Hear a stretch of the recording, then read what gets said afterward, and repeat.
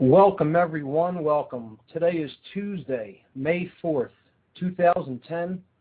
You are listening to What on Earth is Happening. I'm your host, Mark Passio, and this is the show where we discuss human consciousness and how consciousness relates to the self-inflicted problems that humanity faces as a species. That's what we do on this show. My website is whatonearthishappening.com. Another topic that we explored pretty much in depth was the emotional polarities, the concept in general of polarity, and the emotional polarities that create our reality. Those two polarities are forces, the force of love and the force of fear. Love being the force which expands human consciousness. It expands consciousness, period. And fear being the force which seeks to shut down consciousness. So love is the expansive force, fear is a contractive force. And we looked at what manifestations, both within us and in the external world, that is a reflection of what is within us, what these two seemingly polar forces create, their manifestations. So we saw that the inward, internal manifestation of love is a state that I referred to as dominion, self-ownership, sovereignty, true self-love, true self-respect, owning and being in charge of the kingdom of self. The only thing we're really allowed to control and be in charge of our own thoughts, our own emotions, and our own actions in the world. That's it. When we truly own them, when we truly understand how they work to create our reality, that's the idea known as dominion or sovereignty, self-ownership, not being controlled from without. When fear manifests inwardly, this force creates internal confusion and internal opposition. The self, the house, the kingdom of self is divided in its own house. So we're torn within. We're torn apart from within. Fear creates internal confusion, internal opposition. We discussed this concept as the force known as Satan, which is a Hebrew word that means the opposer, the adversary, he who creates opposition and strife. It's a force, okay? When love is present internally, it creates an external manifestation known as freedom. This is why freedom is under such attack, because people aren't in mass holding this consciousness of love and self-ownership and rulership of the self, ownership over one's own mind, over one's own heart, and over one's own actions. It's slipping away from this world, slowly but surely, unless we decide to do something about it and reclaim our sovereignty, our self-ownership.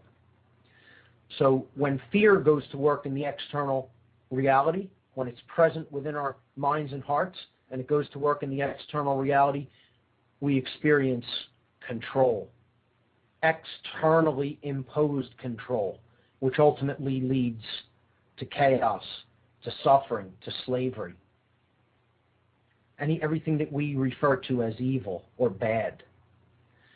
Now, there were different worldviews that go along with this. We discuss them as a very left-brained worldview known as randomness, and a very right-brained imbalanced worldview known as determinism. We broke those down on a previous show. And we talked about what those worldviews lead to. I referred to it as the schism of the mind and the schism of the worldview, because these ideas, these left-brained imbalanced ideologies and these right-brained imbalanced ideologies they lead to worldviews that impose nothing but more suffering. It's an endless cycle of suffering. And people refuse to accept, most people anyway, refuse to accept that there are alternatives to such worldviews. There is such a thing as moral truth. There is a way, a path to come out of self-inflicted suffering. So one of these really seriously imbalanced worldviews that we discussed was the ideology known as solipsism, the idea that there is no truth, that there is no such thing as natural law principles, and that essentially perception is reality. Nothing could be further from truth or accuracy than this ideology. There's not much that really can be done to take people out of this ideology. Sadly, it seems there isn't much that will take someone out of that ideology other than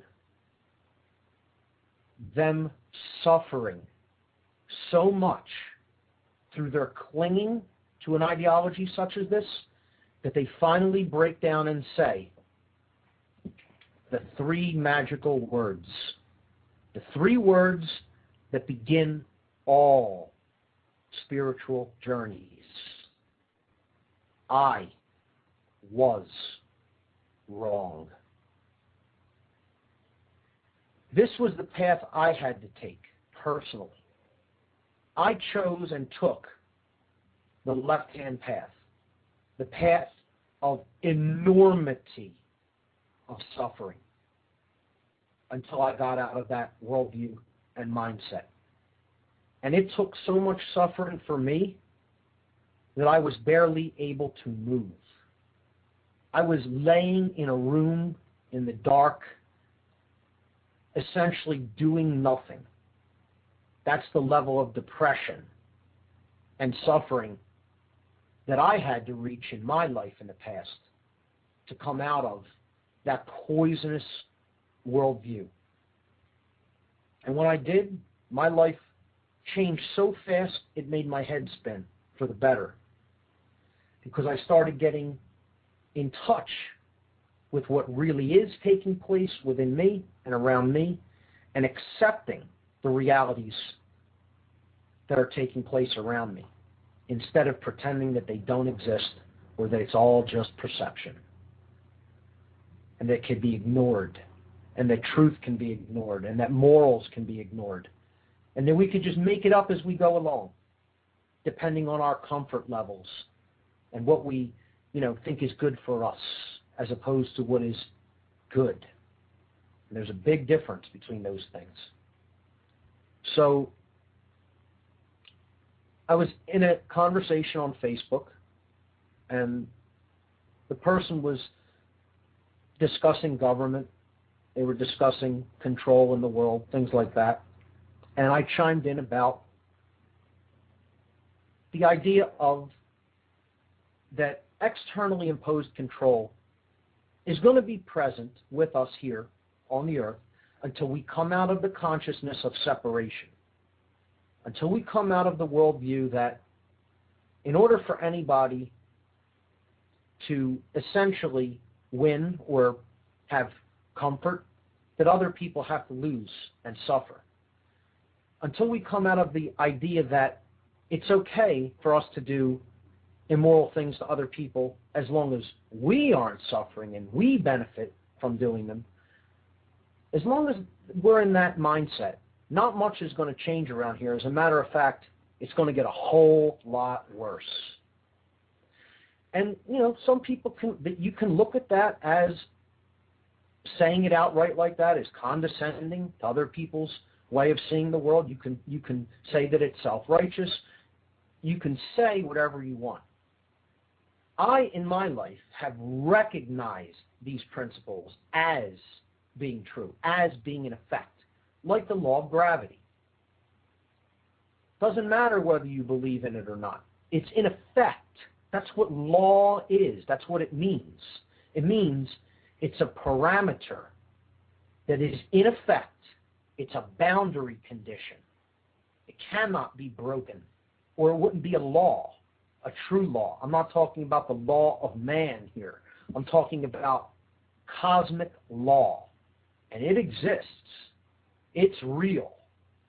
The reason we're in the mess that we're in as a species is because we refuse to acknowledge and understand and live within the parameters of the existence of natural law.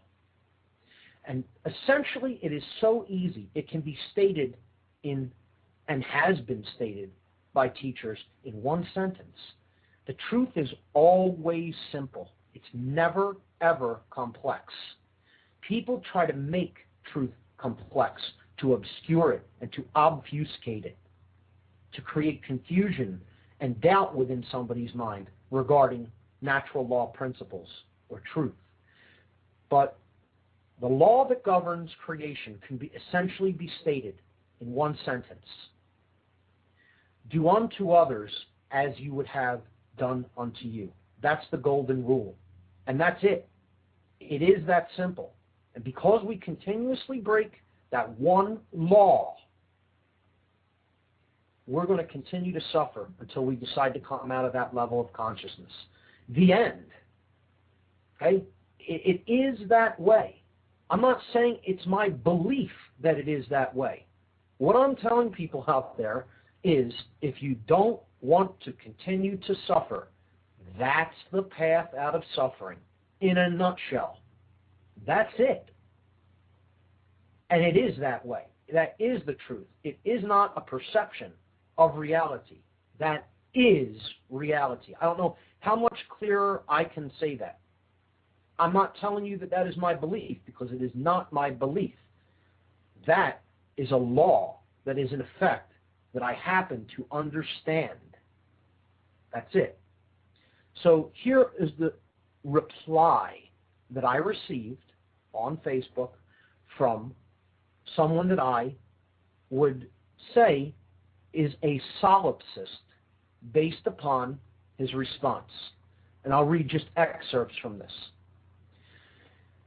This person said the golden rule is just an arbitrary assertion to try to prove some sort of moral truth.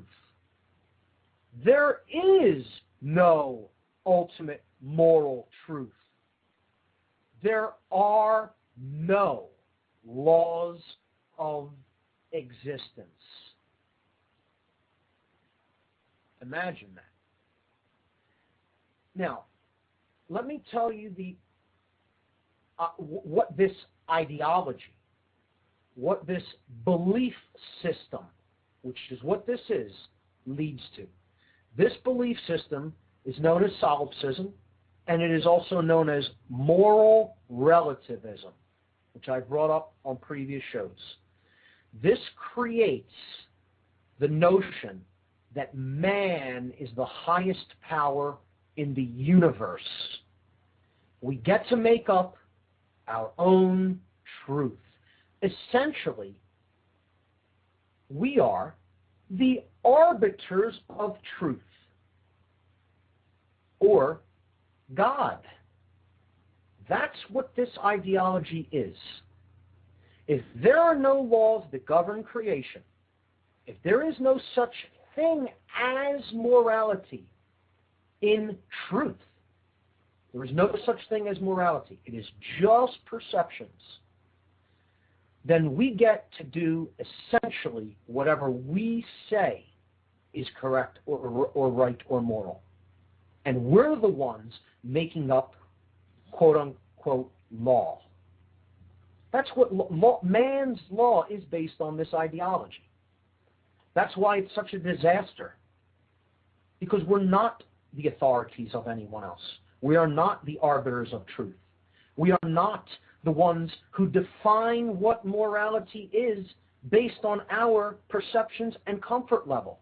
Now, what he got right is, one of his next statements was, your perception of what morality is will always reflect what your culture has taught you. Now, that is a truism, okay? That is largely true.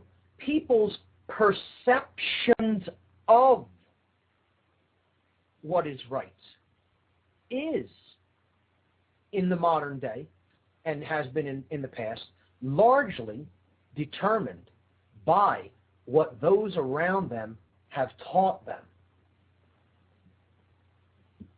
That's what has largely determined what people think is right and think is wrong. And what I'm talking about is not thinking or believing. I'm talking about knowing, because one has directly experienced this law itself. And until it's like a child putting its hand on a hot stove. You can tell an individual forever, you can tell them what the temperature is of something that they have not yet touched.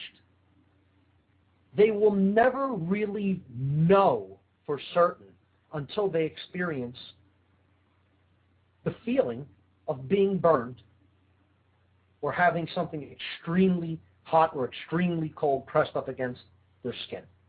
It will only be a belief or a perception, but it will not actually be truth to that person until they experience it firsthand. This is the idea known as gnosis. Gnosis. Gnosis. It means you know. It is knowledge that has been acquired from directly experiencing something.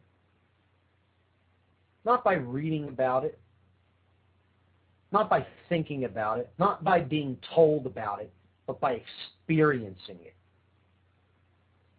And I guess if you haven't been through that experience of knowing what being burned is, what being fooled is, what understanding that natural law is by experiencing it, it is probably true that no one can really teach it to you.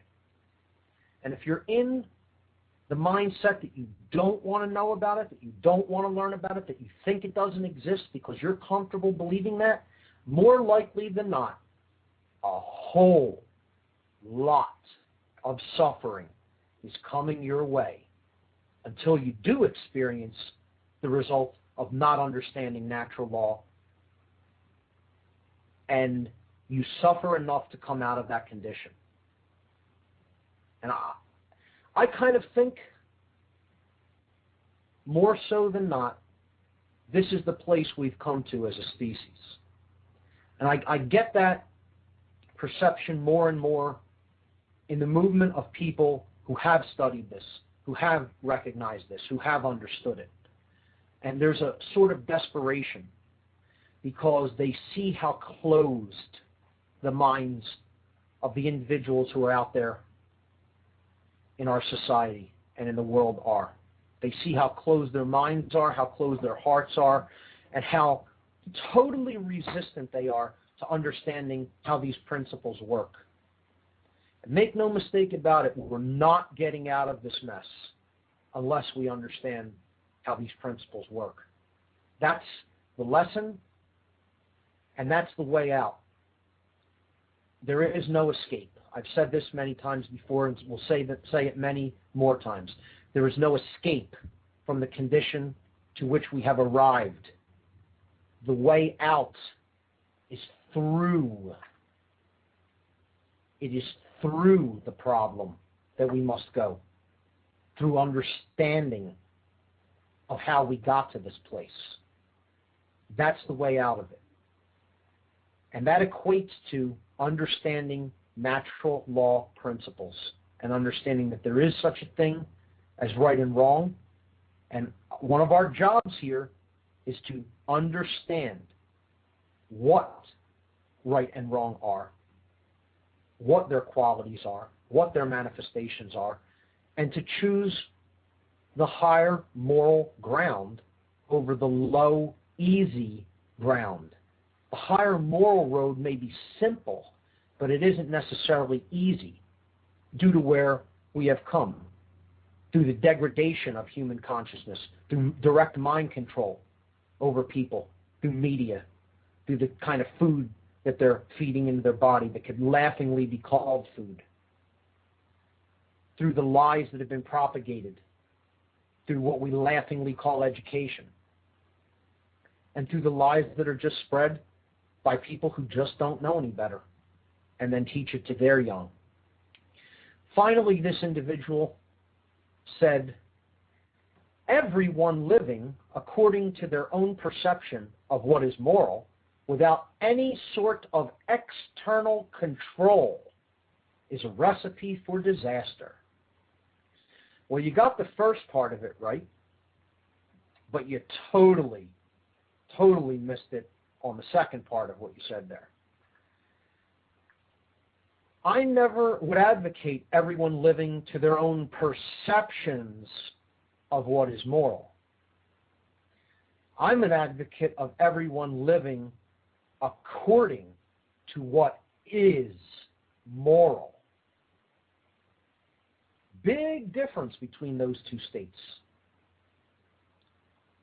The perception of what is moral can go as haywire as a Nazi during the Third Reich believing that what he was doing in the service of the Nazi regime was morally justified and correct.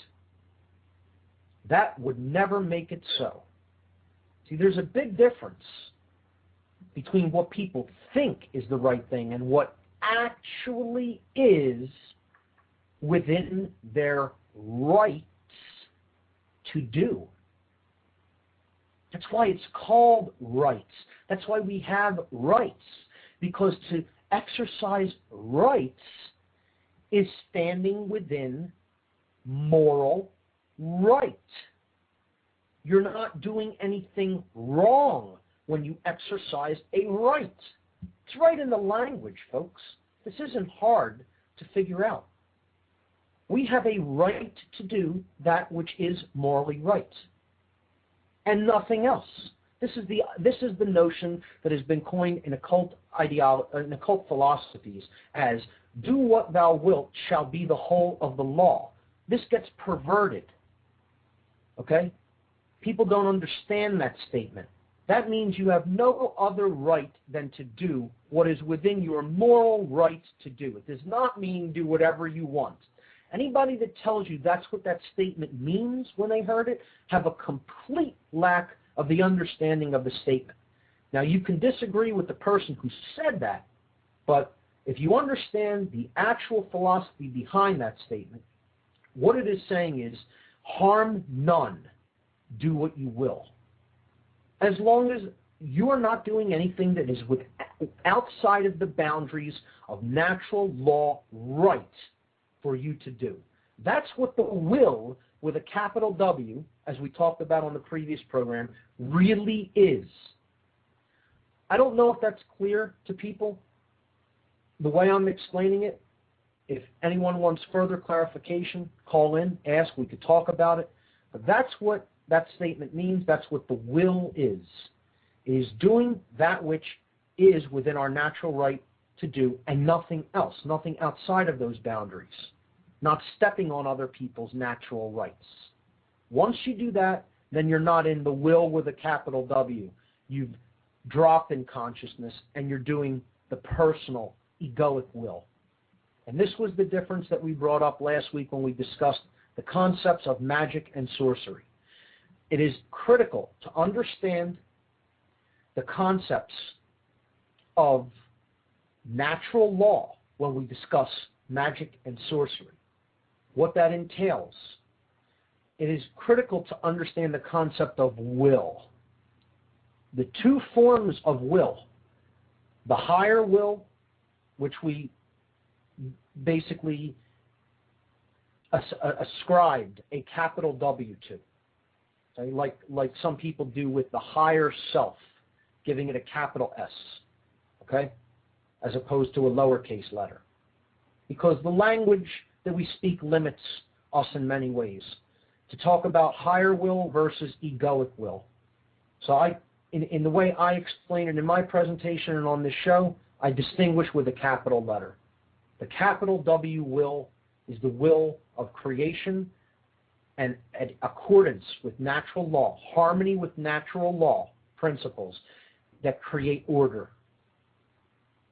The lowercase will, which is the will that the sorcerer, not the alchemist or the true magician, exercises. The sorcerer exercises the lowercase will. And this goes against natural law principles. This is for the selfish gains, the selfish tendencies of the practitioner of this influence, of this science and art called sorcery. This being who practices this art is saying, forget about the will of creation, forget about natural law principles and other people's rights, let my will be done. Because that's all I care about. So, to go back a little bit to the statement that this gentleman made on Facebook in response to a post that I had commented on. His solution was external control. And he stated later on that he doesn't have a problem with government, externally imposed government. Doesn't have a problem with that. External control, that's his solution to the problem of everybody living according to their perceptions of what is moral, and therefore creating a lot of chaos in the world. That we need external control to solve a chaotic problem.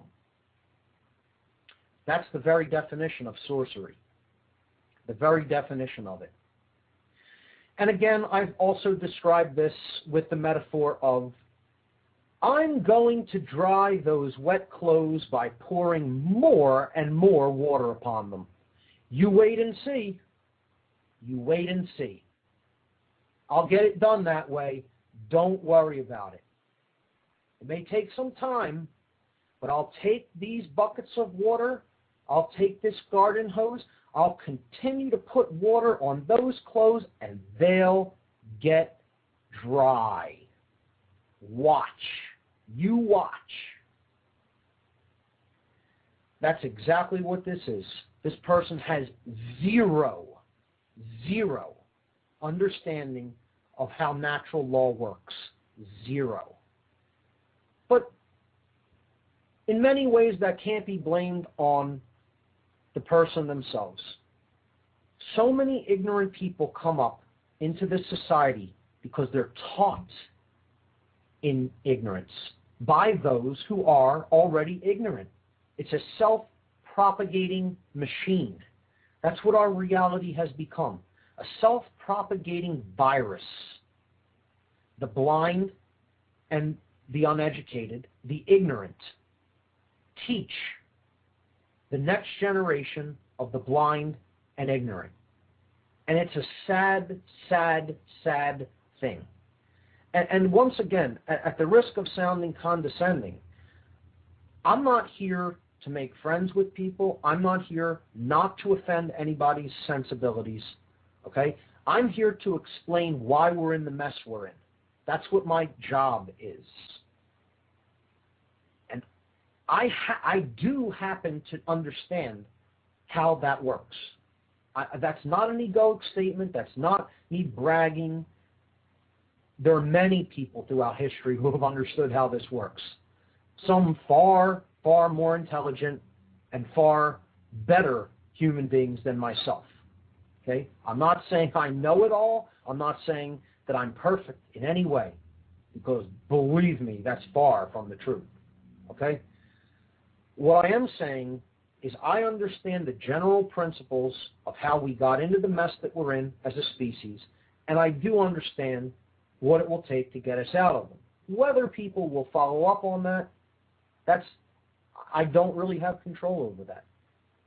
That is up to each individual to learn about how this works and to decide whether they want to come out of that state or not.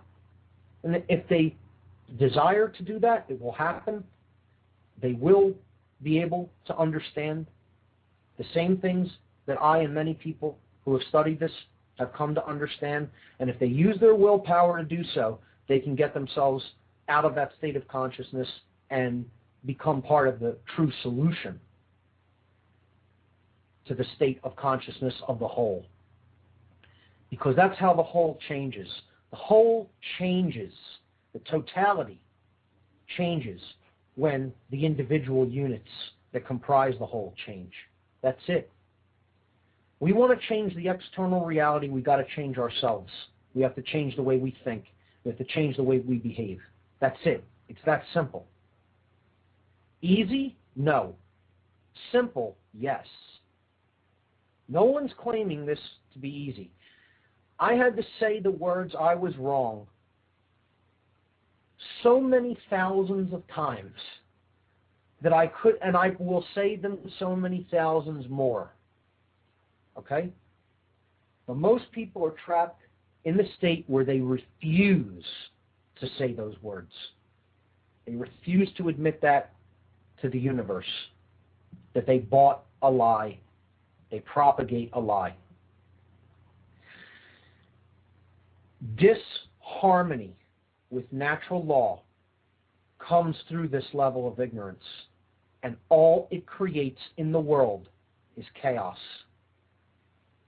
That's critical to understand. This is what the sorcerer wants.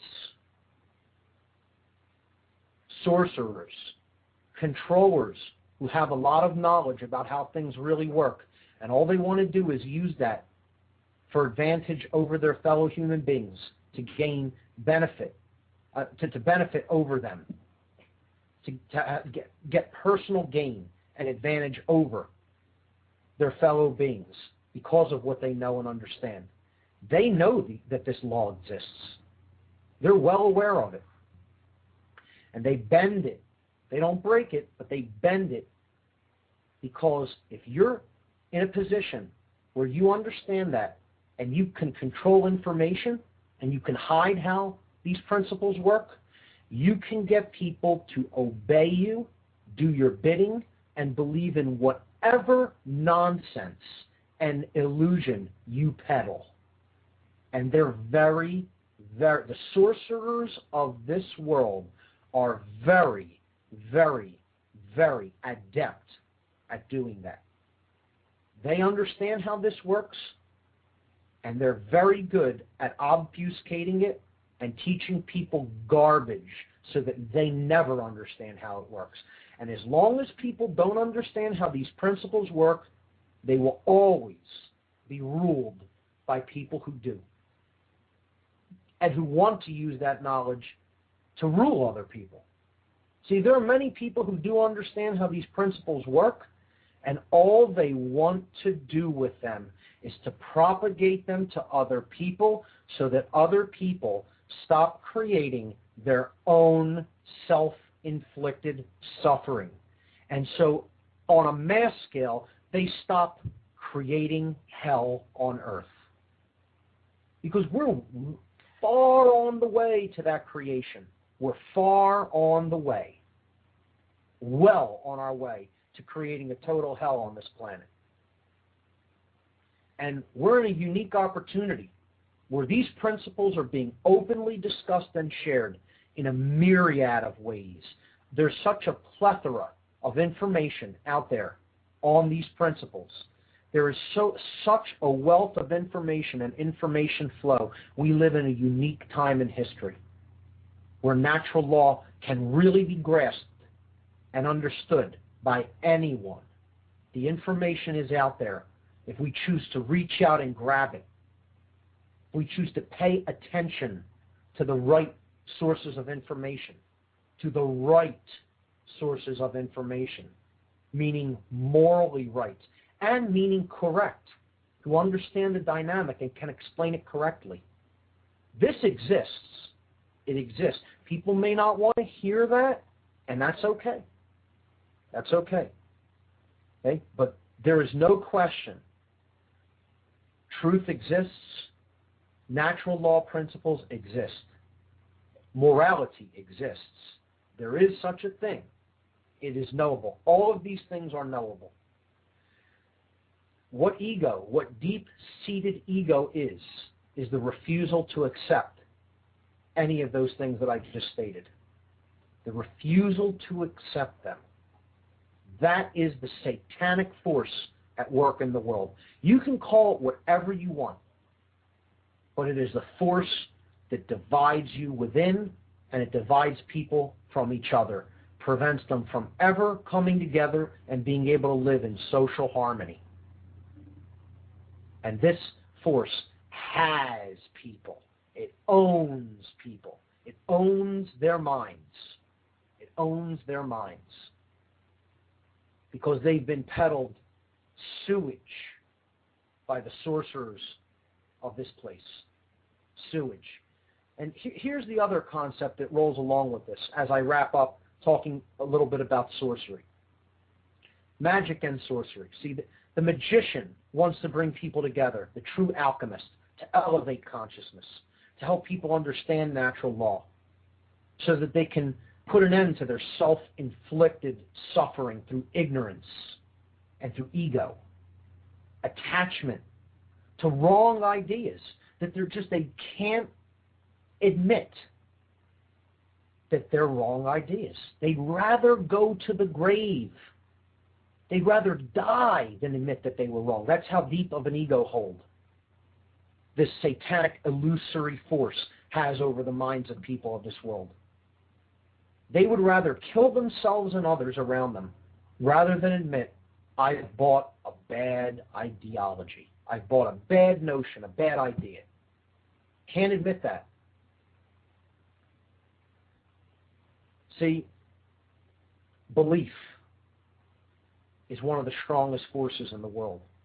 Not gnosis, but belief. People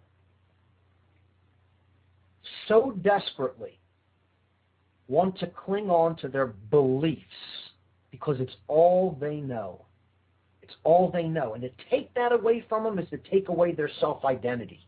And we're going to talk about, in the second hour, the barriers to realizing the true self-identity, not the illusory one based on ego and based on attachment to ideas that are simply morally incorrect and not based on any kind of truth, moral or otherwise. They're just wrong ideas. One of the biggest beliefs is that sorcery doesn't exist. This is a belief. What I say to people who refuse to accept the influence of the occult and occult principles is, do you believe that there's such a thing as radical Christianity? And they'll say, yeah, I believe that there is such a thing. I don't believe there's such a thing as occultism and sorcery in the world. Well, if a radical Christian group suddenly went and fired in the vicinity of an abortion clinic, and you got hit by the gunfire because you happened to be going to the bank or the restaurant next door to that clinic, did you need to believe in their ideology to be affected by that event? Absolutely not. Other people have an ideology, and they're acting on it. They're acting on it. Whether you believe that exists or not, or whether it has effect on you or not, is irrelevant. It does exist, and it can affect your life. So the refusal to even believe that these forces exist is very prevalent, and that itself is ego. Talking about the fact that there are so many people out there that just they'll see the problem sometimes in the external manifestation, but to address the causal factors, they look the other way. They don't want to go there. They don't want to see that. They don't want to admit or face just how dark of a place humanity has come to. And to do so means that certain influences in the world must be acknowledged. And one of them is the concept of the occult, hidden knowledge. It's It's all the word occult means, hidden. See, there's a mind trick with words that is always played on people. It's obfuscation. You tell them that a word means something, but it really doesn't quite mean that. It is one possible connotation, but you dissuade them from looking into that concept further. So if you played a word association game with people, 98% or more of people, if you say the word occult, the word that they're going to respond with, just try it with anyone. The word in a word association game that people will respond to when you say, tell me what the first word that pops into your mind is when I say the word occult. The word that they will come back with is evil. Evil. Okay? They'll tell you occult is synonymous with evil. And it can be. But that isn't what the word means. All the word means is hidden. It comes from the Latin verb occultare. And the Latin verb occultare means to hide or to conceal from sight. That's it. And that's all the word occult means. So when you tell people that there is hidden influences at work in the world that I've termed sorcery, that many people have termed sorcery, it is not my term for it, they will immediately reject that notion out of hand because they feel they know it all. They know how the world already works. There's nothing out there that could have possibly slipped by them and escaped their attention. They're so perceptive. They're so understanding of exactly what's going on in the world around them. There's no way anything like that exists. Because they'll say, I don't believe in that crap. How could it have any influence over my life or my existence? This is a fatal, fundamental flaw in people's philosophical makeup, in their psyche. They actually believe that for something to have an effect upon them, they have to understand it, know anything about it, or believe in it at all. And that's not true. The idea that ignorance is bliss, that what you don't know about can't hurt you, is utter nonsense. What we don't know about is killing us. Killing us. Ignorance is not bliss. Ignorance is chaos and suffering. And the way I try to illustrate this metaphorically to people is you don't personally ascribe to radical Christian fundamentalist ideology. And the person will be like, they'll say something to the effect of, no, I don't. I don't believe in radical ideologies like that, where I'm trying to impose, a belief system on somebody else, and if they don't want to accept it, I'm willing to, be violent toward them. And I said, well,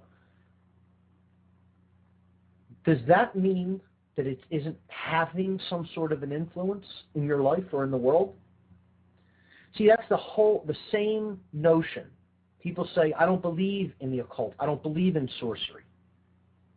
I don't believe that has any influence in my life. It doesn't matter what you believe.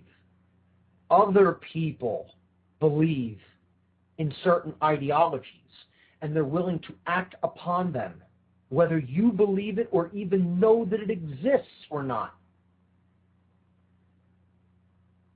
Conceive of the situation where somebody may be sitting in a restaurant eating dinner and they have never heard of radical Christianity. But there may be an abortion clinic next door and some stray automatic weapons fire may pick them off while they're eating dinner. They knew nothing about that ideology. And it doesn't matter.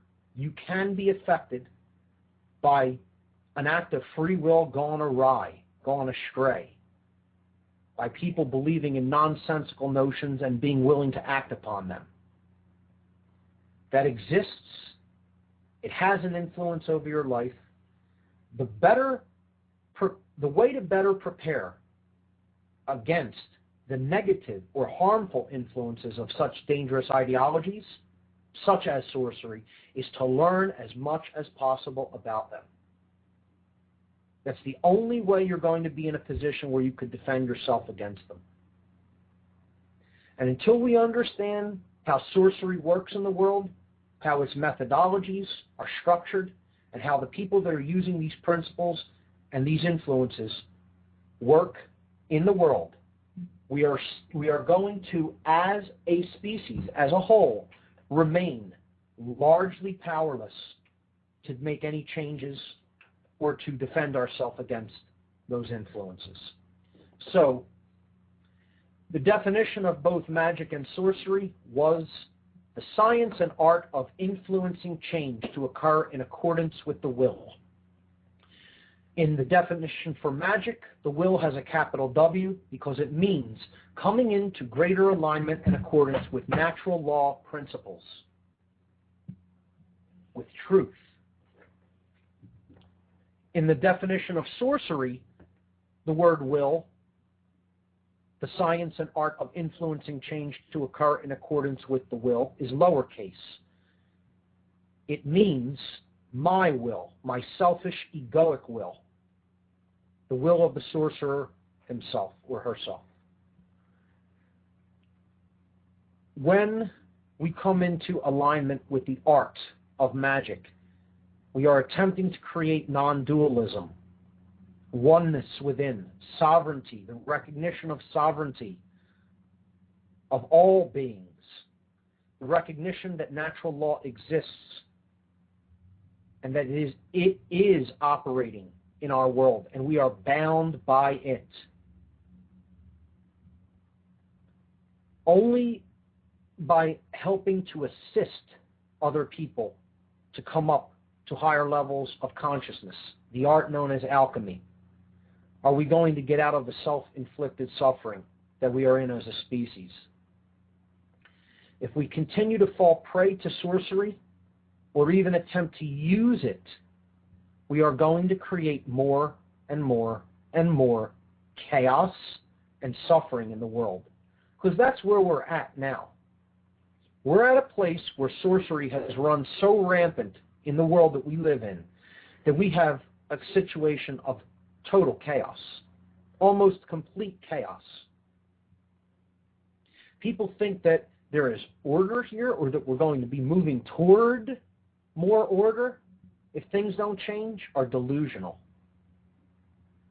The new world order that we're largely moving toward is going to be one of total control and total chaos. It's not going to resemble anything like order. But there's another new world order that we can build that would be based on true order, because it could be based in love, it could be based in self-respect, it could be built with the art of true magic, alchemy, helping people to raise their consciousness to higher levels, to understand how higher law works, that there is such a thing as morality, that there is such a thing as truth. And that's what I attempt to do. The alchemist can only be an influence. He can never do the work for another person. He can only do his own work. That's it, period. Can't do it for you. It's been said, one may only show someone else the door, but then that person has to walk through it. That's it. You can only nurture the conditions that surround the seed. You know, plant the seed and then nurture the conditions around it, and then hopefully it will sprout and grow. But in many ways it looks like people are too attached to what they want to believe, what they've been fed as truth, and that they are so attached to that they just can't break out of that mindset. I want to read a quote that describes that condition, because we're going to talk about this a little bit more as we get into the barriers to self-realization, which is the next concept I'm going to bring up on tonight's show. The minister of propaganda during the Nazi Third Reich in Nazi Germany in the 1930s and 40s was Paul Joseph Goebbels. Goebbels was an expert at sorcery. He was an expert in mind control.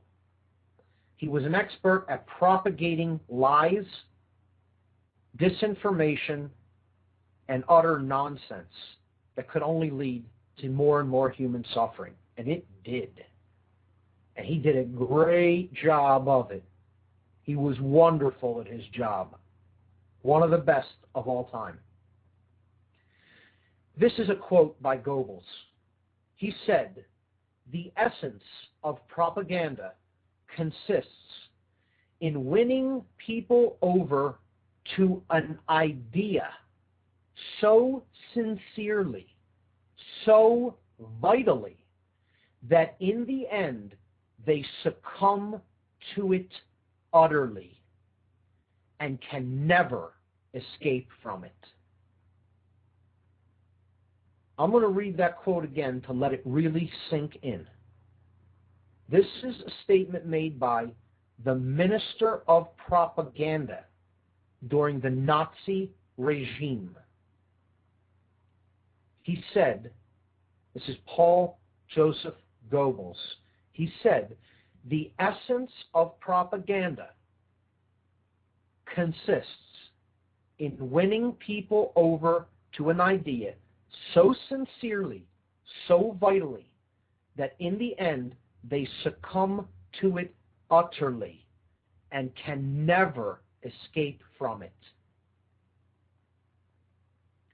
This is ego identification, which is one of the things we're going to be talking about. It's one of the greatest barriers to self-realization, the attachment to being right, the attachment to a belief that you have put your whole heart and mind into accepting as reality. This is the essence of mind control. This is what mind control is. It isn't what it's like. This is what it is. You could substitute the word propaganda in Goebbels' definition or statement with the word mind control, because it's the same thing. And this is the force this is the methodology that has people completely owned externally. Most people do not own themselves in the world today. They are wholly owned by minds that are outside of themselves. Other people's propagation of an ideology that is only put out into the world to control their minds, their feelings, and their behaviors. That's it. And for people that don't want to believe that mind control exists, you do not understand anything about what's taking place on this planet. The end. You do not get even an iota, even a small, tiny, tiny bit of what's really going on. Mind control exists. It is real. There are methodologies for it. The methodologies are known, well known. The methodologies are practiced. The methodologies are refined. And they are refined sharply. And they're doing one hell of a job on people. They're doing a better job on people in this country than they could have ever dreamed of doing during the Nazi regime, during the Third Reich in Germany in the 30s and 40s. Because they have turned it up not only psychically, they have turned up the heat chemically through food, they have turned up the heat digitally through the media and the devices, that most people pay attention to now in their very homes. They have turned it up spiritually through the propagation of ridiculous notions that are propagated in the New Age movement. It's a multifaceted, multi-tiered attack system. And until people wise up to it, things are going to continue to get more and more and more uncomfortable.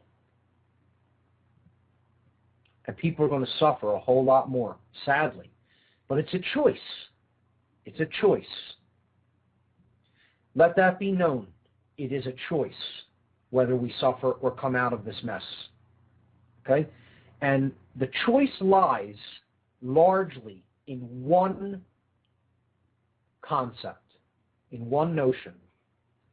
And that notion is understanding who we really are. It can't be stated any more simply than that. Once we understand enough about us, about ourselves, the true nature of our being, mind control will no longer have any effect upon us. And it will fall away, it will melt away. But as long as we stay attached to all the things that prevent that awakening and that realization of who we really are, the suffering will continue, the mind control will continue, the externally imposed control of all kinds will continue, and it will not relent, not 1 second, not 1 instant before we wake up to the realization of who we really are. Let's just look at the word realization. Let's just break down the word. Let's think about the word realization. Real eyes. It means to see with the real eyes. Only when we are seeing with the vision that can help us to accurately perceive reality, accurately perceive that which is, accurately perceive truth. Only when we acquire that vision are we going to be in a place to come out of all of the self-inflicted suffering that we have created for ourselves. And it's doable. It is doable. It is possible. The potential for that exists.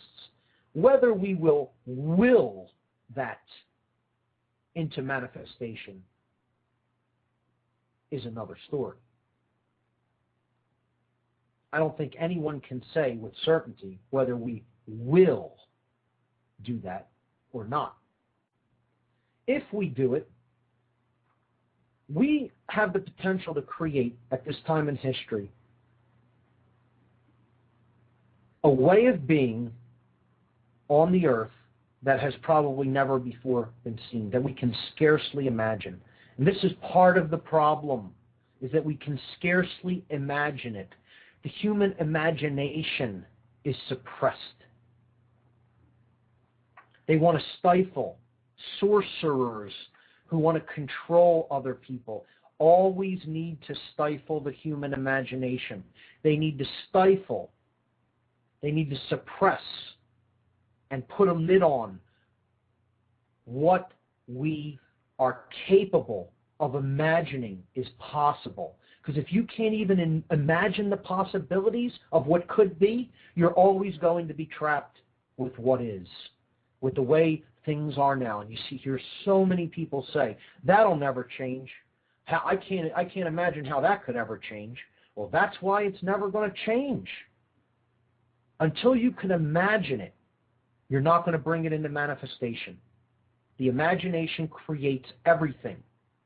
It is the greatest power of our thoughts. So the suppression and ultimately the desire to exterminate the human imagination is what the sorcerer wants to bring about. The very definition of mind control is the extermination of the imagination. Because if you can't envision how anything could be different than what it is, you're trapped exactly where you are with no possibility for any real change for the better. It has to be imagined before it can be done.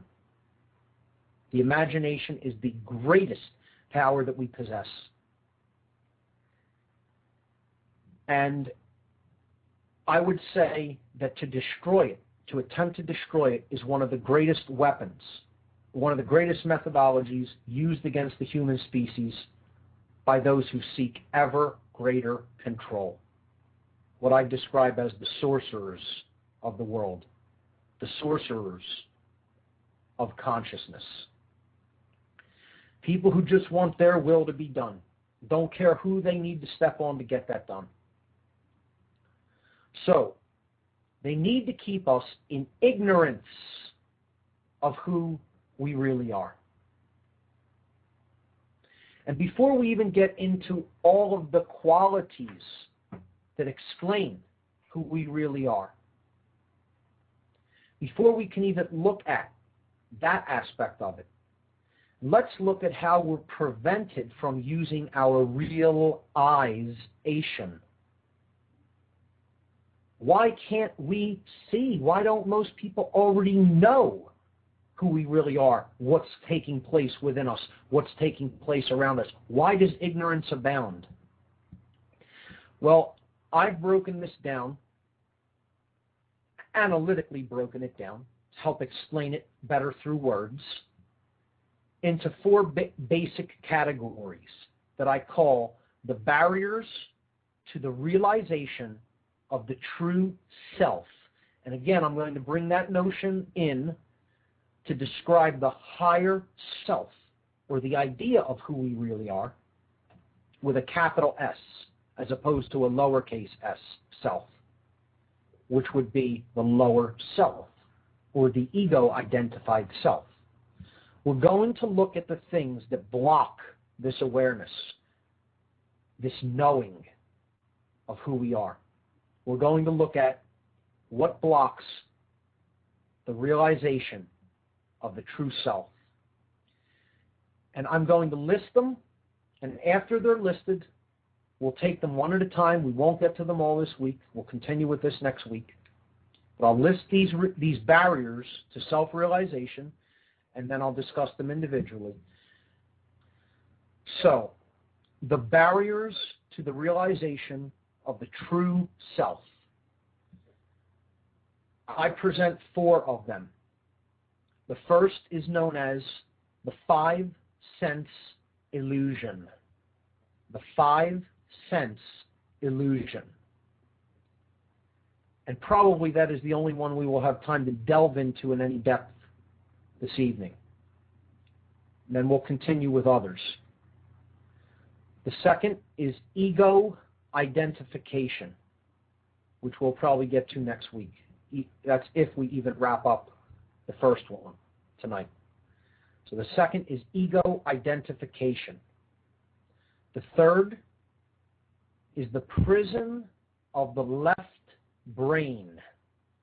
The prison of the left brain modality of consciousness.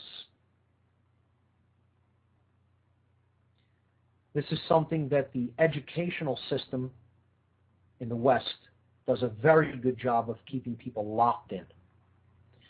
And the fourth and final barrier to the realization of the true self, which we will discuss here over the next couple of weeks, is institutionalized belief systems and people's attachment to those systems of institutionalized belief.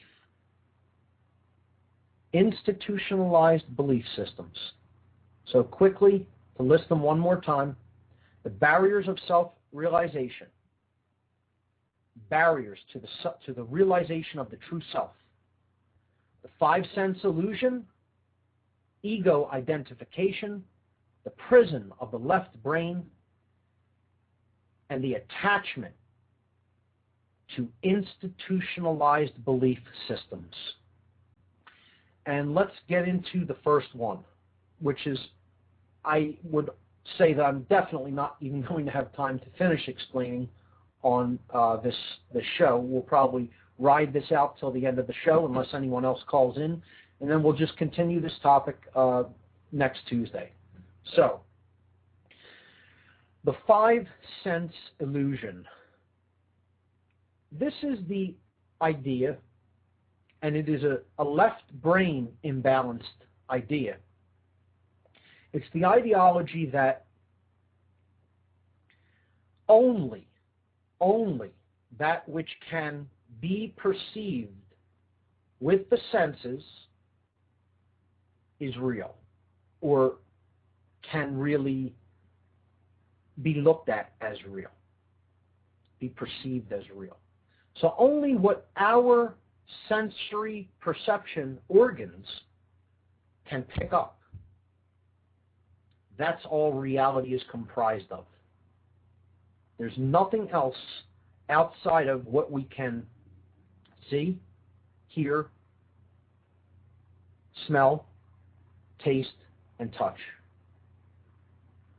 Or what we can perceive with the extensions, with our created extensions of those senses, which is what we call our technology. So nothing else is real except what we can perceive with the 5 senses.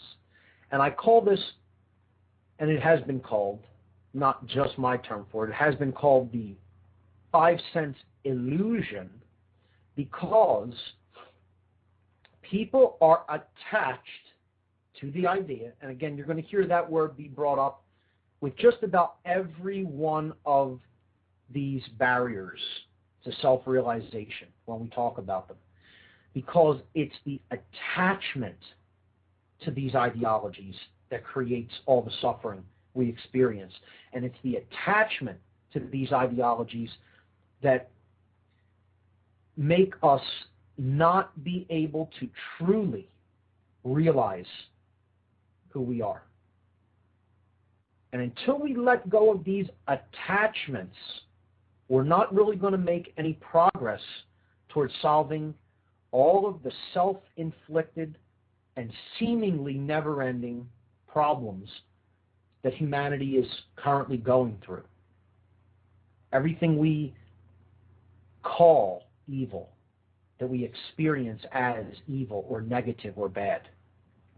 So, let's look at matter. People are attached to the notion that matter is completely solid. That because I can't pass my hand through a seemingly solid object, that it is a definitive, solid, hard-formed thing. And that there is actually no potentiality in that thing. People are so attached, and I would even go so far as to use the word ignorant about this notion, that I'll tell a little anecdote that happened to my girlfriend, who is a nurse. She's a nurse. She was at the hospital one night. I guess it was a slow night. Her and a couple of the other nurses were kind of talking about this idea, about what matter, is. And Barb brought up the notion that matter is made up of atoms, and atoms are always in motion. That if you were to look at, for example, a chair or a desk under high enough magnification, there's not actual microscopes that can see the actual atom. We can come close to perceiving through different colliders and things what the structure of the atom is, but to actually see it in motion, small enough, there's no visual technology like that currently. But if you were to be able to perceive that, you would see incredible motion, seemingly chaotic motion that can't even be conceived of, the speed with which these subatomic particles move and vibrate. And when she tried to explain this to another one of the nurses on the nursing staff, and she said, if you actually looked at the molecules and the atoms of something like a chair or a desk, you see it's in total motion. I mean, it would be moving, vibrating, almost chaotically and crazily. And the person actually looked at her and said, "Barb, you're so crazy. You're so crazy." She had actually not even really heard this notion before, that at the very, very, very small, or the quantum level, matter is in such chaotic motion and flux that we can even scarcely conceive of how fast it is moving, that we perceive of it as still and solid. When we understand more about the structure of matter, we get into more modern interpretations and experimental observations that matter is not solid at all. As a matter of fact, it is only a potential. It is a potential to exist. And only when the decision to observe it is made does it actually form an actual point particle. So if we look at the subatomic particles at a very, very, very low scale, we would see continuous flux or motion, or what has been described as pure potential energy, potentiality, the potential to manifest something.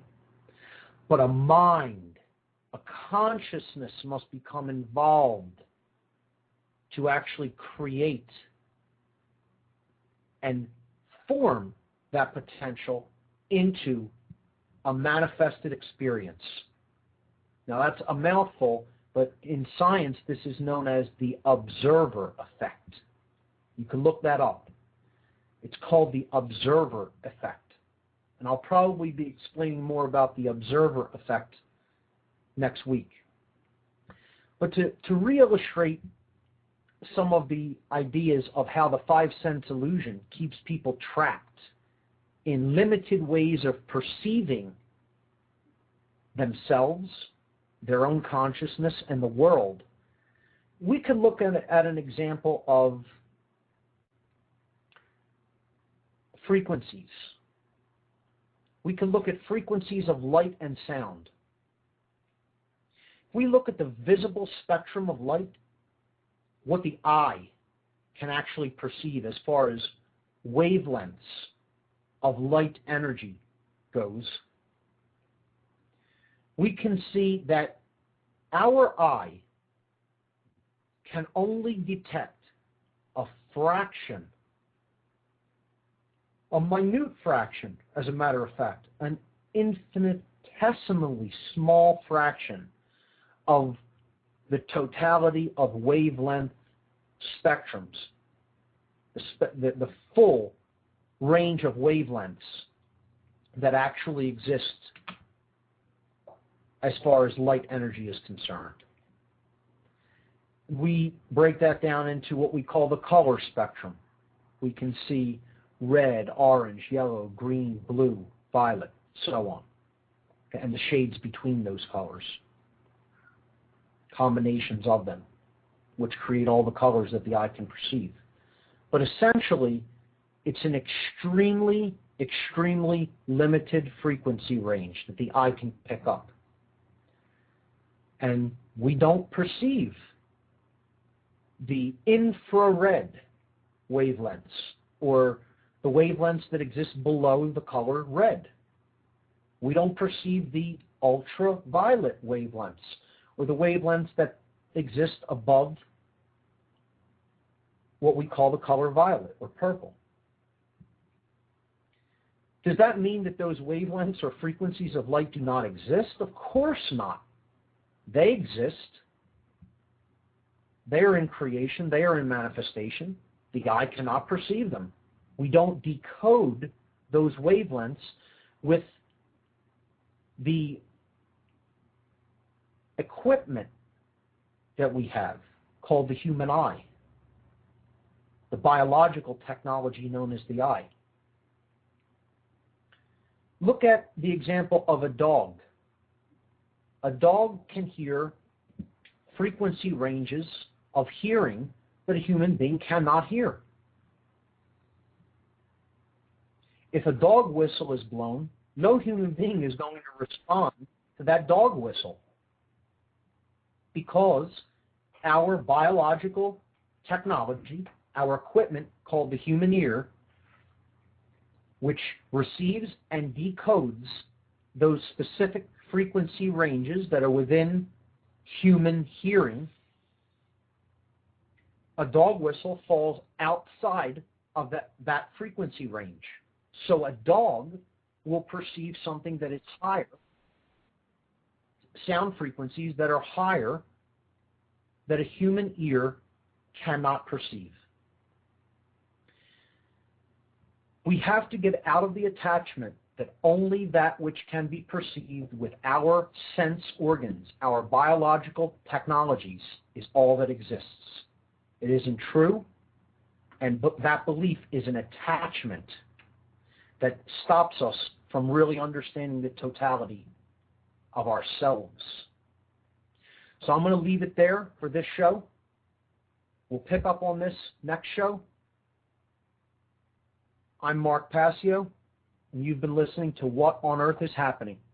See you right back here next Tuesday evening at 8 p.m. Eastern. Thank you and good night, everyone.